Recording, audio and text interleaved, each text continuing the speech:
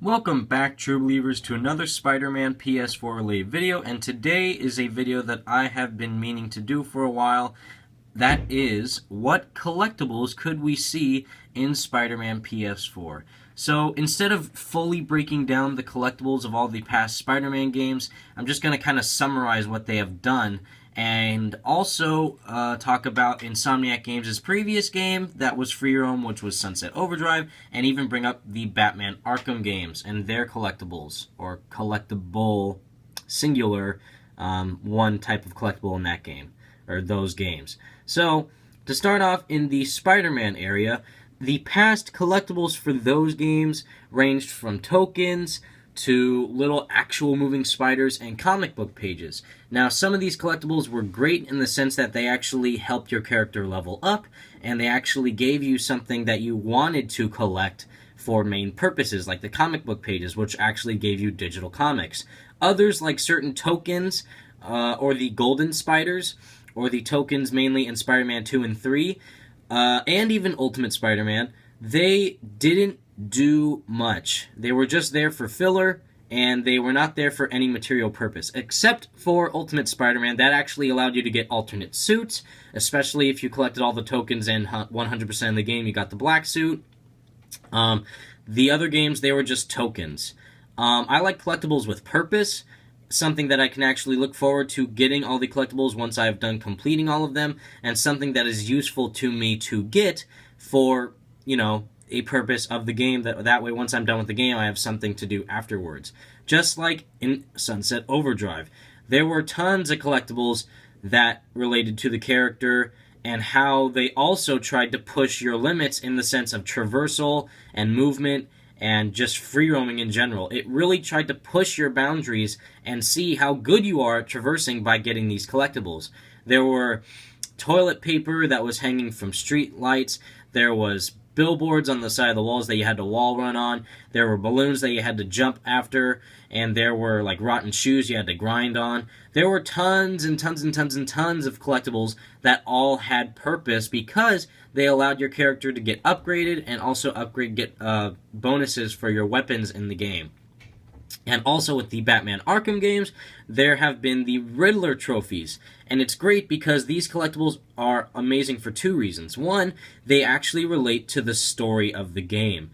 It is because someone insane as the Riddler would actually probably do something like that for Batman to test his intelligence and try and see how far he can try and push Batman over the edge by putting like thousands of Riddler trophies around Gotham. And they also affected the game because you could actually put Riddler in prison afterwards by getting all the Riddler trophies and beating all of his challenges. And it's great for the second reason because they are realistic. And the same thing with Insomniac's in Sunset Overdrive, those collectibles were realistic as well.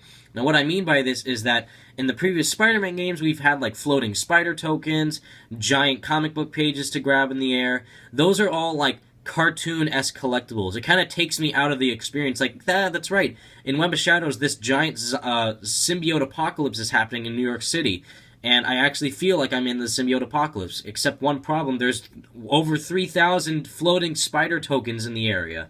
So it really kind of takes me out of the experience. So with Sunset Overdrive and Batman, it's like, oh, in the story, Riddler actually put all these trophies and created these devices, these Riddler trophies for Batman to collect. In Sunset Overdrive, it's like, yeah, you're in a kind of apocalyptic setting. There are these zombie creatures everywhere, and also you would kind of see weird things happen in the city, like balloons related to the mascot of this world, and toilet paper on street signs, and stinky shoes on antenna wires. Tons of things that feel like they are part of the story and don't take you out of the experience at all. Which is why for Spider-Man PS4, I would love to see something similar. Either a collectible that would allow you to get more costumes, more upgrades, more, maybe even digital comics like they were in the Amazing Spider-Man games. Those were really fun to read. But it has to be something that relates to the story or something that is realistic in the sense that, I don't want to play Spider-Man PS4 and see giant spider emblems around the city to collect. That would be kind of taking me out of the experience. They didn't do it in Sunset Overdrive, but they did have little cartoony collectible ammo crates and like energy drinks, because that was like a cartoon type of game. This is a Spider-Man game. This is like going to be like the Arkham equivalent of a Spider-Man game. I would love to see realistic collectibles. Now, when I say realistic, I would say maybe like something that relates to a villain of the story. So, for example, if Mr. Negative's goons maybe are like robbing a museum or something, and maybe some of the inner demons are like lieutenants or they're higher ranking, maybe they wear different types of masks. Maybe you have to collect certain masks from Mr. Negative's henchmen. Or if you're trying to work for the Daily Bugle, maybe you have to take certain pictures of certain things, and those are your collectibles.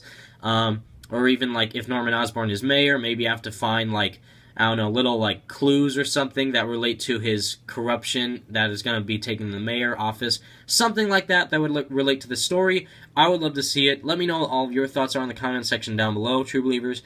And to kind of end on a different note, it would mean a lot to me if you were all to go over to Michael Stretch's channel and watch his latest video. It would be a disservice if I would be talking over his video, because that video is strictly about him and something that happened to him a day ago, yesterday. It's very sad. I have been where you are, Michael. We are all here for you. If people who are watching my video and you know exactly what I'm talking about, just go over to his channel, subscribe, like his videos. It will mean the world to me and to him for sure. It will honor him and the other person related in that video. We are all here for you, Michael, though. We are your friends. We are here for you, and we will be there forever. So thank you all so much for watching, True Believers. Make sure to go check out Michael Stretch's channel, please. Peace out.